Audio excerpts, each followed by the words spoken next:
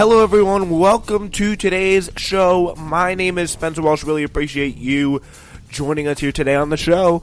We are talking about leaders and the leaders that you need to get the deal that we need during this crisis time. We're talking about Steve Mnuchin. We'll be also talking a little bit today about Andrew Cuomo and why people suddenly have a crush on him, and if that's a good idea. It is not. I'll give you a little bit of a spoiler. Take a look at what a top CDC official is saying about our future in the coronavirus, and a interesting thing that's come up in relation to Medicare for All about this subject. So, yeah, that is a pretty important thing to consider here. Is Medicare for All looking better and better in this time of crisis? Ireland today also nationalizing their hospitals. That's a idea, to say the least. All right, we'll be talking about that. But first, we are starting with the leaders that we have today. The Democrats got a horrible coronavirus bailout deal, and also probably the best deal they could get under the present circumstances, the circumstances being the leaders of the Democratic Party. Not the fact that, you couldn't negotiate hard for a better deal, you couldn't play politics a little more. It's not that. It's not like they did everything they could here to get the best possible deal, because the leaders that they had in this situation were so poor, it was really probably the best that they could do.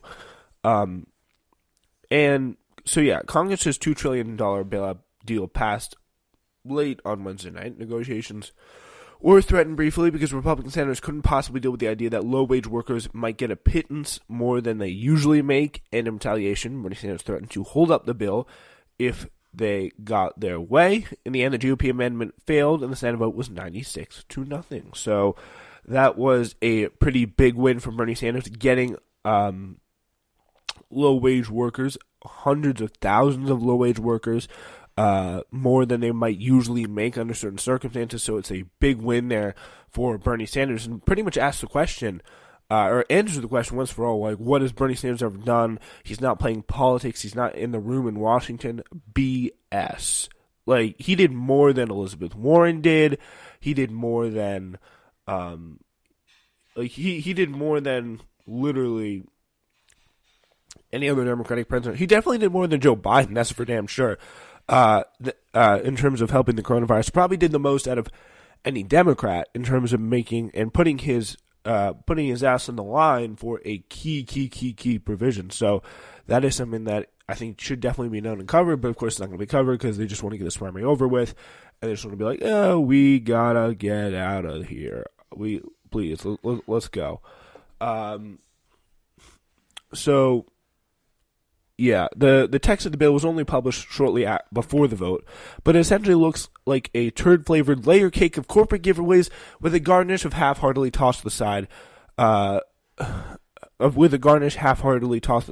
for the least protected and hardest hit by crisis, workers and their families, state governments, and small businesses that are tanking left and right.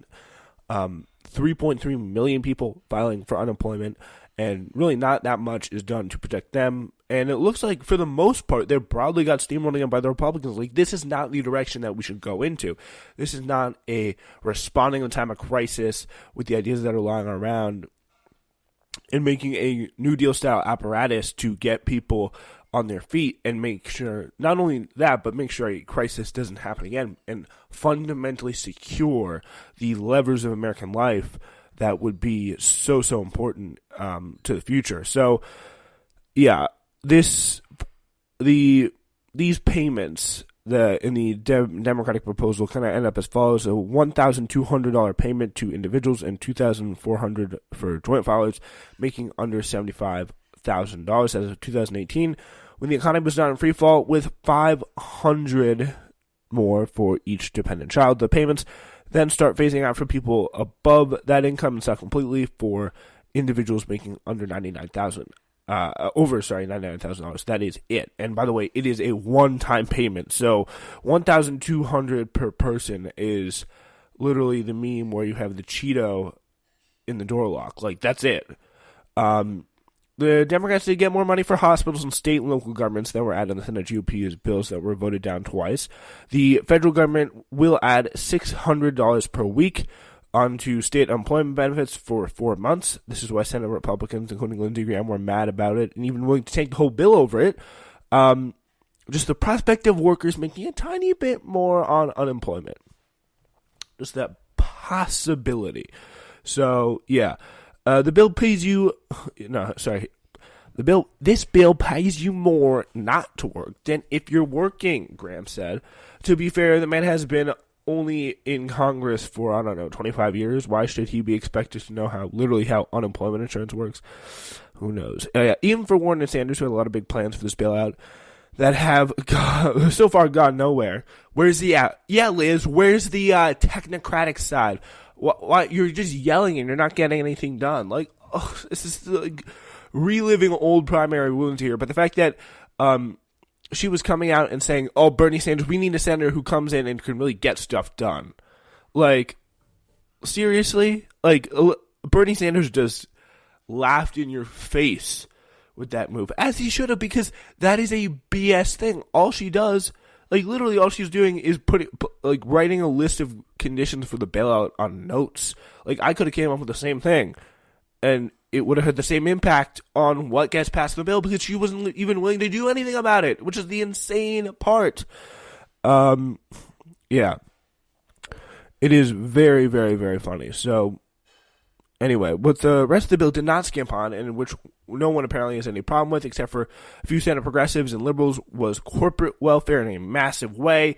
A 5-member oversight panel and inspector general are going to be tasked with overseeing a $500 billion bailout for corporate America, over 80% of which will be used to capitalize a $4.25 trillion with a T leveraged lending facility at the Federal Reserve.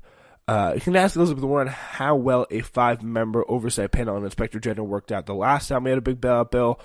It was not good. But yeah, she seemed very, very passionate. She was very much involved in the fight to get this done. So it's very, very clear and very funny that this happens. So, yeah, so the bill has drawn more than a few comparisons to TARP and its aftermath. And not just for the half-assed attempt at oversight. Pretty much the idea that, you can bring a lot of people into hearings, you can bring a lot of people in and corporate CEOs and say, this is not very good, sir, but you can't actually do anything about it. So, yeah. So Zach Carter argues that Democrats should vote the bill down, as it represents, which they could do in the House. It represents a transfer of wealth and power to super rich from the rest of us, with the support of both political parties, and predicted that we are about to replay this nightmare of the 2008 crash with a much more frightening cast of demons, which he's honestly right about, because at least you had some sort of moderating influence. At least you had not the worst of the worst ghouls in the biggest positions of global finance, and it's really true. Even with direct payments, even with unemployment insurance, the bill only serves to reward the most horrible corporate behavior and further deepen economic inequality, really the worst time imaginable, because not even with the coronavirus crisis, which we hope will be over soon, but just with the way we're currently going in the world, it is a very, very dangerous tact to take. And the chance where we have to do, in times of crisis, we have to make massive steps in the right direction. The idea that we won't is very disturbing and very sad. It's just like, it's very uncomfortable and very just annoying to watch. Anyway, so yeah, Carter and Dan, they're both right. Even with these direct payments, it's just not going to work. So the problem is that it's difficult to imagine a better deal coming out of a room where one Charles Ellis Schumer, I didn't even know that was his middle name, is the lead Democratic negotiator. Schumer and Nancy Pelosi presumably decided in their infinite wisdom that he, not the leader of the chamber in which the Democrats have a majority, should take the reins in negotiating with Treasury Secretary Steve Mnuchin over this, although Pelosi was reportedly consulting closely with Schumer throughout. Either way, the House role was thus relegated to offering up a better bill earlier this week, which was then almost immediately revealed to be unserious when Pelosi came out and endorsed the Senate's plan yesterday morning. So, pretty much a kind of a fantasy wish list, really, was what it was. Pelosi has set the House vote for Friday. Earlier this week, Democratic leaders reportedly told members that they want it to pass with unanimous consent. Appreciate for what it does, don't judge it for what it doesn't.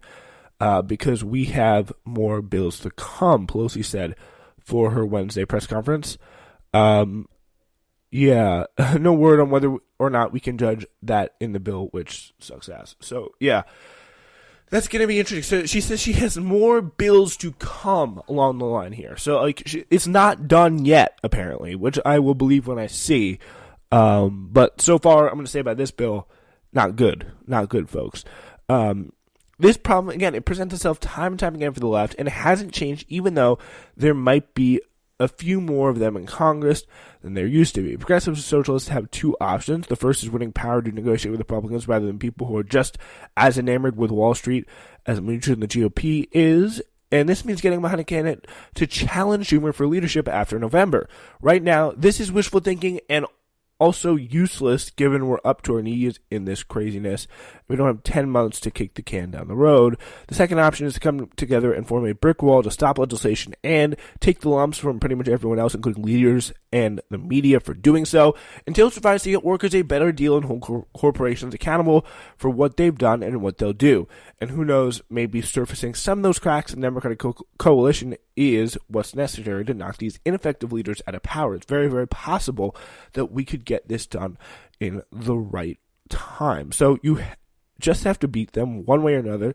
Until either of those things happen, the strongest argument for the quick passage of the bill is to get the aid out as quickly as possible, because there's no scenario here where Chuck Schumer doesn't get pantsed to some degree. So he's going to get out. Chuck Schumer's just like the kid who plays kickball on the recess field, and you see it coming a mile away. He comes in and he just whiffs. Like, you know it's going to happen to some degree. He could foul tip it, but in the end, it's not going to work out well for Chuck Schumer. So, anyway, so let's talk about another guy. I got on the other side of this. He is a guy who has really had quite a run of things as of late. He is probably one of the most pro-corporate, pro-business guys out there.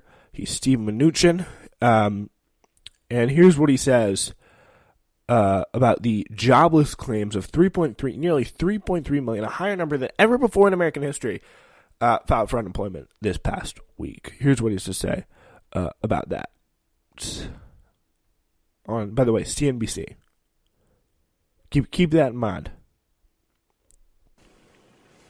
David? Secretary Mnuchin, we knew the jobless claims number was not going to be a good one, but I am curious as to what your thoughts were when you saw that 3.283 million number this morning. To be honest with you, I just think these numbers right now are not relevant, and, whether they're bigger or smaller in the short term, obviously there are people who have jobless claims. And again, the good thing about this bill is the president is protecting those people. So, now with these plans, small businesses hopefully will be able to hire back a lot of those people. Last week, they didn't know if they had protections. They didn't have any cash. They had no choice. Now with this bill passed by Congress, there are protections. And as I said, hopefully those workers will be rehired. But between these three programs, it protects all of American workers. And by the way, lots of big companies do continue to hire for obviously grocery stores, pharmacies, delivery services. These companies are on overtime. So I know they're hiring people as fast as they can. Yeah, it's a storm that's all going to blow over. These numbers, they're not really that relevant. They're not a really big deal. Excuse me. Again, this is nearly with 3.3 million people that were found out of work last week. The previous one-week record was 695,000. So, it's really not relevant, says Steve Mnuchin. Rent is due in just a few days. Not relevant, Steve Mnuchin says. Something to be concerned with. Not even something to be concerned with. It's just a trifle. It's a trifle in your imagination. It's not a big deal. Meanwhile, here's some facts about Steve Mnuchin. Is reportedly $400 million fortune, according to Forbes. One thing Mnuchin did not fully liquidate: his vast real estate portfolio. He and his wife seem to own at least 6 homes, including the New York City pad listed for